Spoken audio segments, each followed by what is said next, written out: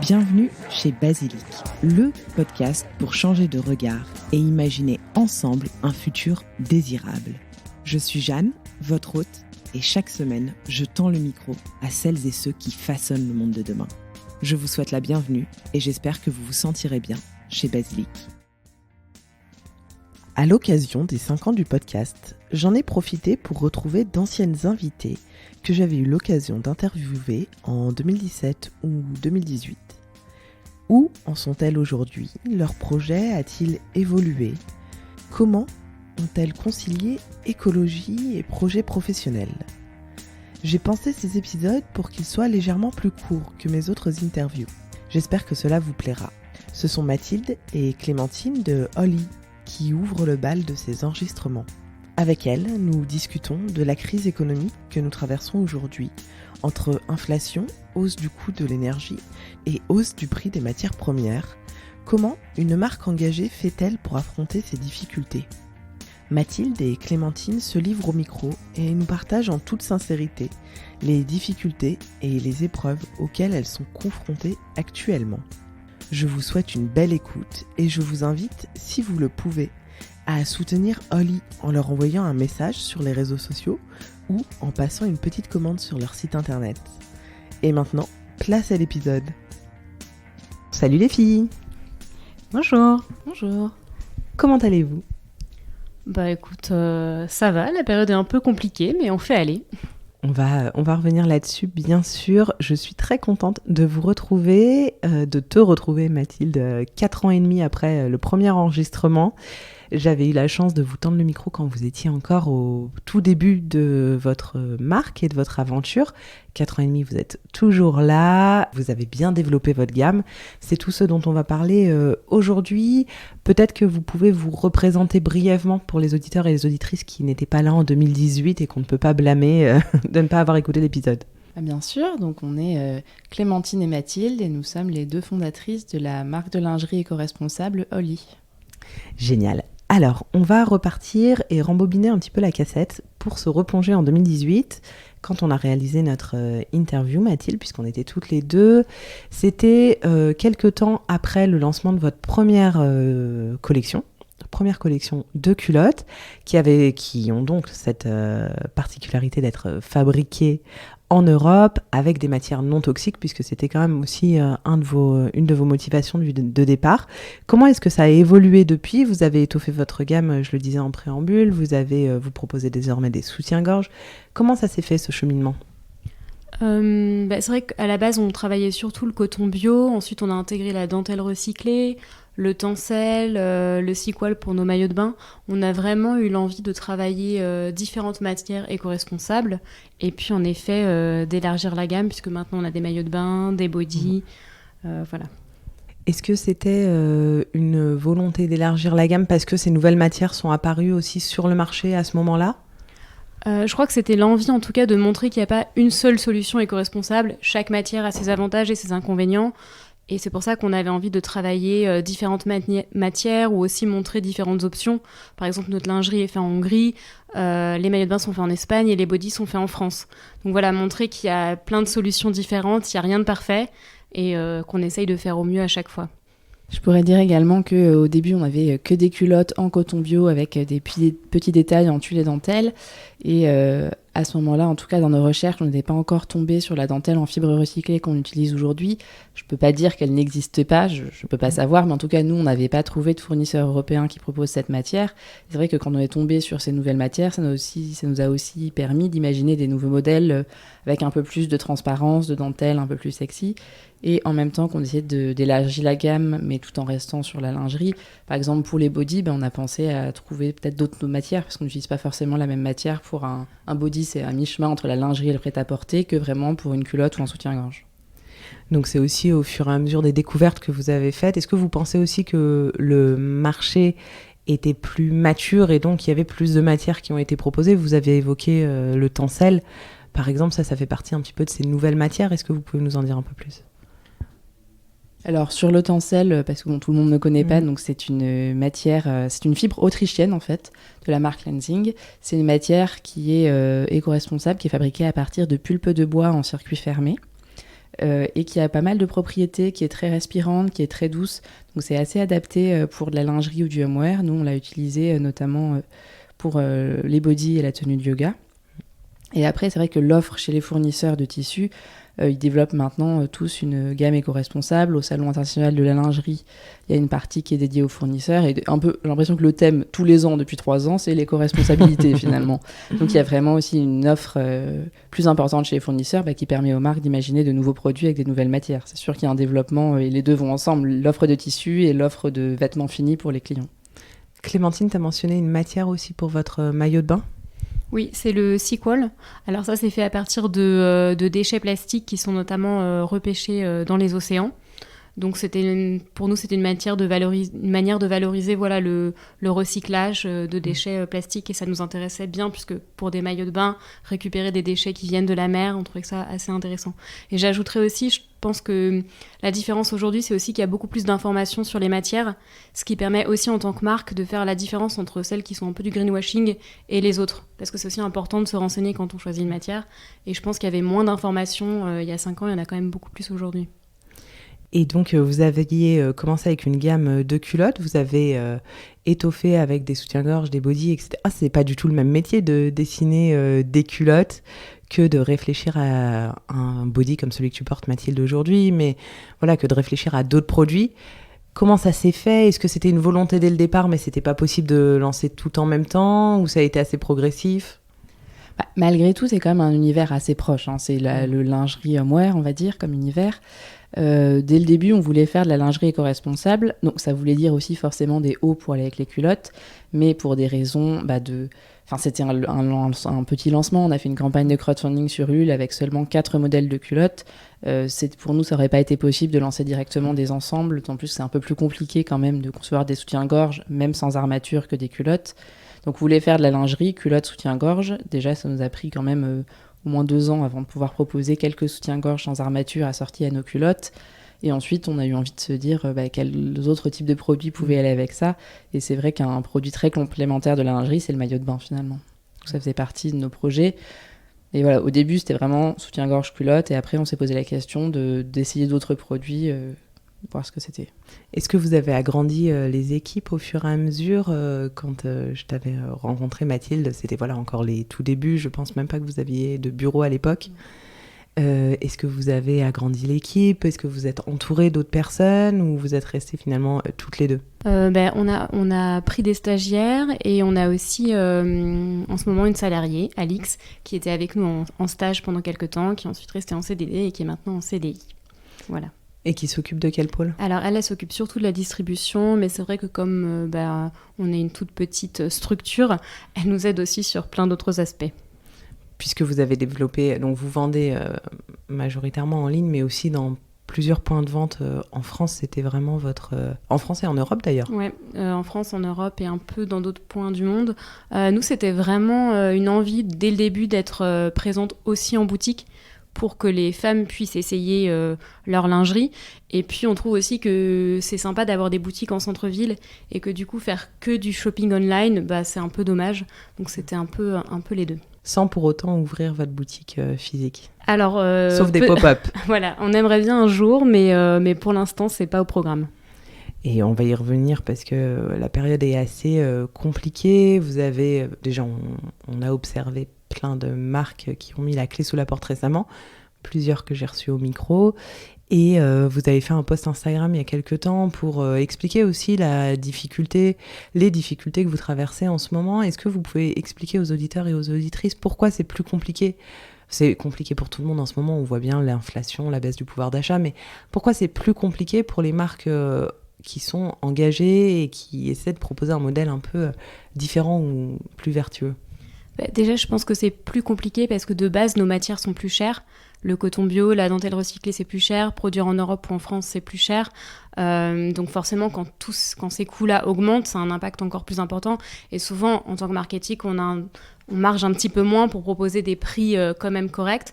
Et du coup, ce qui fait qu'on a moins de marge de manœuvre quand les prix montent. Et en plus, je pense qu'on a tous une clientèle qui est engagée, donc qui sait qu'elle doit acheter moins mais mieux.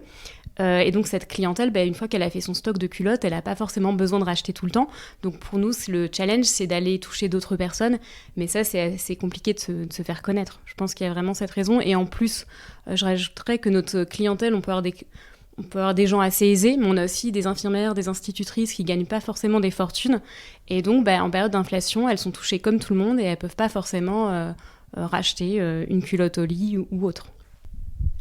Alors, ça concerne un peu moins la lingerie, mais je pourrais dire aussi que pour les marques éco-responsables de prêt-à-porter, il y a quand même le développement de la seconde main, le marché de l'occasion qui se développe énormément.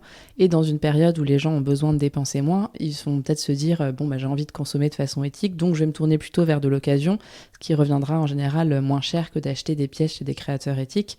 Et du coup, au bout d'un moment, il n'y a plus personne pour acheter chez les créateurs éthiques. Donc c'est vrai que pour la lingerie, c'est pas un produit qu'on a vraiment envie d'acheter d'occasion, donc la question se pose moins. Mais voilà, dans l'écosystème des marques éco-responsables, je pense que le fort développement du marché de l'occasion, pour des raisons à la fois éthiques et économiques, ça peut poser problème, en tout cas pour les créateurs. Fait que nous, on fait partie du label de marque éco-responsable Slow We Are, et il y a déjà 3 marques du label qui ont annoncé qu'elles fermaient, et finalement, c'est des marques un peu similaires à nous, qu'on connaît personnellement. En général, on les a rencontrés 1 ou 2 fois à des événements, c'est vraiment on dit, il y a des marques qu'on connaît très proches de nous, et en plus, autour de ça, il y a sans doute plein de marques qu'on ne connaît pas. Complètement, la période est compliquée. J'aimerais qu'on revienne sur un vêtement ou une culotte, peu importe le produit que vous voulez, mais qu'on essaye de comprendre quand on achète une culotte X dizaines d'euros, comment ça se découpe en fait, à quoi est-ce que ça correspond. Bien sûr, il va falloir acheter les matières premières, mais je sais que parfois on peut voir des camemberts assez explicatifs. Est-ce que vous pourriez nous réexpliquer un petit peu ça ? Pour une culotte ou un soutien-gorge, il y a évidemment le coût des matières, il y a le coût de la confection. Il va y avoir tout ce qui est aussi ce qui va aller sur le coût du transport. Mais avant ça, il y a la conception en fait, du produit. Donc ça peut être, nous on travaille parfois avec une styliste en freelance pour des produits plus simples. Parfois, je vais travailler sur les fiches techniques. Mais il y a forcément un salaire pour la personne qui a conçu le produit. Donc il y a l'étape il y a les prototypes, il y a la production, les matières, le transport. Et une fois que le produit arrive jusque chez nous, il va y avoir ce qui concerne le stockage. Donc, on travaille avec un logisticien engagé à Paris qui va stocker les produits et ensuite expédier les commandes. Et puis après, il y a tous les coûts support. Enfin, il faut aussi, nous, qu'on travaille, il faut qu'on fasse notre comptabilité, se faire connaître, faire un peu de marketing, etc. Et tous ces coûts, en fait, sont divisés sur le nombre de produits. Donc ça, c'est plus compliqué à estimer, évidemment. Mais il y a aussi tous ces coûts-là qu'il ne faut pas oublier. Et les bureaux. Les bureaux, évidemment. Tous les coûts d'une entreprise, en fait, lambda. Est-ce que depuis le début de la guerre en Ukraine, ou en tout cas de la crise actuelle, vous avez eu plus de matière à vous approvisionner pour certains matériaux, certaines matières ? Est-ce que ça a été plus compliqué ? Vous avez observé des changements, même chez les producteurs, les fabricants ? Pas vraiment, parce que nous, on a quand même pas mal de matières en stock qu'on avait achetées en fait en prix. C'est très long, et pour créer un modèle, parfois ça nous prend 2 ans. On achète les matières, on fait les prototypes, etc. C'est plus sur les nouveaux modèles qu'on sort maintenant. En effet, on a senti une hausse des coûts des matières. Après, on n'a pas eu vraiment de problématique sur le délai, on va dire. Par contre, c'est vrai qu'on a eu des délais qui ont été énormément rallongés, notamment les délais de production vraiment de la lingerie, juste après le Covid. Enfin, vraiment, ça, nous, on a mis parfois 9 mois entre le moment où on commandait le produit et la réception. Et du coup, c'est très compliqué à gérer parce qu'on commande à un instant T où on a un certain volume de vente, on le reçoit 9 mois après et le volume de vente peut être très différent. Oui, donc tu peux te retrouver avec du stock sur les bras. Exactement. Et comment est-ce que vous parvenez à gérer ? Est-ce que vous avez des conseils ? Il y a beaucoup d'entrepreneuses qui écoutent Basilic, mais des conseils pour gérer justement ces périodes un peu de fluctuation, de crise qui sont intrinsèques à la vie d'entrepreneur et d'entrepreneuse forcément, mais comment est-ce qu'on aborde ça ? Est-ce qu'il y a des astuces ? Est-ce que c'est plus facile quand on a une structure un peu plus petite ou plus grosse, plus ou moins de salariés ? Alors, donner des conseils, c'est compliqué. Je pense que si on se lance dans un produit physique, je pense que le conseil, c'est de ne pas faire trop de stock. Nous, c'est un peu une erreur qu'on a faite à un moment parce que justement, on a vendu beaucoup au moment du Covid et ensuite ça a baissé et on avait ces décalages de production qui ont été compliqués à gérer. Y a pas mal de marques qui font de la précommande, donc ça peut être intéressant. Nous, c'est vrai qu'on le faisait pas trop jusqu'alors parce qu'à un moment, on l'a fait au début et on a eu des mauvaises surprises. On a reçu des produits qui avaient été faits avec la mauvaise matière, donc on a dû tout renvoyer. Et évidemment, derrière, les clients ont commandé, ils attendent, donc c'est très compliqué à gérer. Voilà. Après, je pense qu'en tant que petite structure, c'est justement plus compliqué à gérer dans une crise. Qu'une grosse entreprise, évidemment, parce qu'on a moins de trésorerie, on a les reins moins solides pour supporter ce genre de situation. Après, je pensais à une entreprise un peu de taille moyenne, tu vois, où il y a 4-5 salariés. Dès que tu as aussi des salaires, c'est un peu plus Oui, alors c'est vrai compliqué. Que les salaires... L'entre-deux, en fait. Les salaires, ça va être très compliqué à gérer parce qu'on peut beaucoup... Quand on n'a pas énormément de salariés, on va beaucoup plus... pouvoir plus facilement, jouer sur les coûts. Enfin, par exemple, le marketing, tu peux décider d'arrêter de la pub Facebook ou de faire moins de partenariats influenceuses, ce genre de choses. Un salarié, il est là. Donc, c'est évidemment des choses à prendre en compte quand on embauche quelqu'un, comment vraiment se projeter sur l'avenir, quoi. Mais c'est pas toujours évident. Et vous, en ce moment, comment vous voyez l'avenir, justement, chez Oli ? C'est un peu flou, parce que la période est très compliquée. Donc, je pense qu'on est encore là pour quelques temps, c'est sûr. Après, on va voir dans un an, si la situation s'améliore pas, on saura, j'en sais rien. Après, c'est vrai qu'on a là, suite à notre post Instagram, justement, on a eu une vague de solidarité de la part de nos clients, donc ça nous a vraiment énormément touchés, ça nous a remotivés, et du coup, on se dit qu'elles sont aussi là, qu'on travaille pas pour rien. Qu'en fait, il y a plein de gens qui aiment notre lingerie, donc ça fait vraiment plaisir. Donc voilà, on a vraiment quand même connu cette vague de solidarité qui, là, nous a aidés pour les mois à venir quand même. Vous avez bien fait de l'écrire, finalement, parce que c'est pas facile, j'imagine, d'écrire ce type de post Instagram, de se mettre un peu à nu.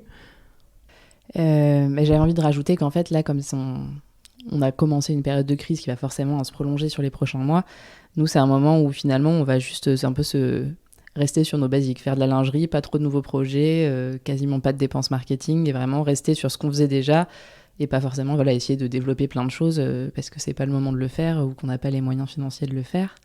Voilà, c'est un peu une période, on continue ce qu'on fait, on essaye d'avoir une gestion financière rigoureuse, et puis on espère ensuite que la situation va s'améliorer pour tout le monde. Et concernant ce poste, c'est vrai que c'est pas forcément facile de dire c'est compliqué, mais là on a vu des marques qu'on connaissait, même on les connaissait pas non plus, je veux dire, on prenait pas un café avec eux toutes les semaines, c'était des gens qu'on avait déjà rencontrés en personne, et on a eu un peu l'impression de voir un poste qui dit il s'arrête, la marque n'existait plus, et on n'avait pas de moyens de s'en douter, et on s'est dit mais en fait là, si les gens sont pas au courant, puis il y avait plein de commentaires de gens qui étaient vraiment tristes que les marques ferment et tout, et on s'est dit peut-être que c'est le moment de parler de nos difficultés, parce qu'on aime bien un peu partager ce qu'on fait chez Oli avec nos clientes. En général, c'est plutôt des choses assez positives, mais peut-être que là, c'était le moment de dire aussi que c'était pas forcément facile, et que si peut-être dans les années à venir ou les mois à venir, on devait fermer, au moins on aurait parlé de ça avec notre communauté, ça arriverait pas comme une énorme surprise du jour au lendemain, le post Instagram qui dit Oli, c'est fini. Oui, comme ça peut arriver dans ce genre de situation. C'est sûr. Et puis, comme le disait Clémentine, ça permet aussi d'échanger avec les clientes, et cette vague de solidarité, j'imagine que vous y attendiez pas forcément. Vous n'avez pas fait ça pour ça, mais ça rassure aussi de voir que finalement, il y a quand même des gens derrière et qui sont toujours là, parce que je pense que tout le monde ne se doute pas que c'est compliqué, en fait. Pour les marques, en ce moment, c'est compliqué pour tout le monde et tout le monde fait des efforts. Mais après, on ne mesure pas à l'échelle d'une entreprise ou d'une marque quelles peuvent être les difficultés. Donc, c'est pas évident. C'est sûr que c'est difficile de se rendre compte. Je veux dire, chacun a un peu son métier et les conséquences du contexte sont différentes pour tout le monde. C'est qu'on pensait quand même que nos clientes, qui sont globalement très sympas et aiment bien parler avec nous, nous mettraient des gentils petits commentaires. Mais on s'attendait absolument pas déjà à en recevoir autant. Clémentine a mis des jours à répondre à tout le monde. On a aussi eu plein de commandes. C'était pas seulement des messages, vraiment des gens qui ont passé commande sur le site, ce qui nous aide beaucoup et nous fait très plaisir. Et même des clientes qui nous ont proposé un peu des conseils pratico-pratiques, avec des suggestions, des astuces. On a vraiment reçu plein de choses. Trop sympa. Ouais. Comme quoi, quand on communique, en général, ça va mieux. Et quand on exprime une difficulté, c'est toujours plus facile parce qu'effectivement, on peut les citer les marques, mais notamment Atelier 1 ou les jupons de Louison, Baya Yoga, du jour au lendemain, Koufou aussi, du jour au lendemain, on se retrouve face à un post Instagram qui annonce que c'est fini. Oui, c'est exactement ça. Et là, évidemment, on est un peu plus frustré et je pense que le choc est d'autant plus grand. Donc vous le disiez, vous essayez de faire un peu le dos rond, vous n'avez pas développé d'autres projets. Une fois que cette crise sera terminée et que vous aurez surmonté tout ça, qu'est-ce que vous aimeriez développer ? Qu'est-ce qu'il y a dans votre tête ? De quoi est-ce que vous rêvez ? Même si ça ne prend pas forcément forme, tout de suite, on pourra toujours réenregistrer un épisode dans 4 ans et demi. Moi, je rêvais d'une petite capsule homme pour pas avoir seulement des clientes, mais aussi des clients, d'une gamme de pyjamas et d'un espace un peu mixte à la fois boutique et bureau au lit. Mais j'ajouterais que peut-être avant, on s'était dit qu'on voulait aussi développer c'est ce qu'on est en train de faire, mais des modèles qui vont à un plus grand nombre de morphologies. Pour nous, c'était vraiment important. C'est vrai que Mathilde et moi, on est plutôt des petits bonnets, donc on a commencé par satisfaire nos propres besoins, mais c'est un peu notre faiblesse. On aimerait vraiment s'améliorer là-dessus parce qu'on a des clientes qui nous le demandent. Donc voilà, donc on va sortir bientôt des nouveaux modèles qui devraient convenir à des plus fortes poitrines et on aimerait vraiment s'améliorer sur ce point. Et puis tout simplement aussi continuer à essayer de proposer des solutions toujours plus éco-responsables, vraiment travailler là-dessus, se renseigner sur les matières, les teintures végétales, ce genre de choses. Oui, donc malgré la crise, ne pas digresser à vos engagements et à vos valeurs. Ah non, pas du tout. C'est ce qui nous motive vraiment au quotidien. Donc, si on renonçait à ça, Oli n'aurait plus de sens en fait. Bien sûr. Et d'ailleurs, j'en profite pour souligner que vous êtes relativement inclusive dans vos shootings photos et que ça fait plaisir. Je sais que vous aviez eu aussi des échanges, qu'il y a eu beaucoup d'échanges autour de ces sujets avec plein de marques et même d'influenceuses et de sujets autour de l'inclusivité. Et tu le disais, alors c'est pas forcément pour tous les types de bonnets, mais il y a quand même toutes les morphologies sur votre compte Instagram et ça fait du bien. C'est vrai que c'est quelque chose qu'on essaye de faire. Au début, on avait un petit peu du mal parce que tout simplement, on shootait avec nos copines dans nos jardins. Donc, Je me souviens, c'était l'amie de ta sœur, non ? C'est ça, c'était Louise. Et du coup, c'était un peu les volontaires très photogéniques, prêtes à se mettre en lingerie. Et c'est vrai que par contre, c'est quelque chose qu'on a essayé de mettre en place par la suite. Après, en effet, on est limité dans le sens où, comme on ne peut pas proposer de la lingerie qui va pour le moment à des très gros bonnets, et forcément on peut pas faire poser tout le monde, mais c'est vrai que c'est vraiment quelque chose qu'on essaye. On trouve ça toujours plus sympa d'avoir plusieurs morphologies. Et j'ajouterais aussi que c'est toujours une question de budget. On voit parfois des shootings incroyables avec 10 femmes différentes qui portent les mêmes ensembles, surtout en lingerie maillot, ça se fait beaucoup. Après, c'est toujours aussi la question, s'il faut payer 10 mannequins vs payer 1 ou 2 mannequins, c'est pas la même chose, mais c'est vrai qu'on a essayé d'avoir des femmes avec différentes couleurs de peau, différentes morphologies, puis de ne pas avoir de retouches sur la peau, les formes, enfin, ce genre de choses. Et on fait toujours poser, malgré tout, nos sœurs et nos copines de temps en temps. C'est fini les shootings dans le jardin de tes parents ? Non, c'est pas fini. J'en fais un le week-end prochain. Ça continue. Mais vous avez fait, parce que vous faisiez beaucoup de shootings en extérieur à l'époque, et après vous en avez fait un petit peu en intérieur aussi, quand même. Tout à fait. Alors, je vais révéler là à tout le monde vraiment ma grande astuce.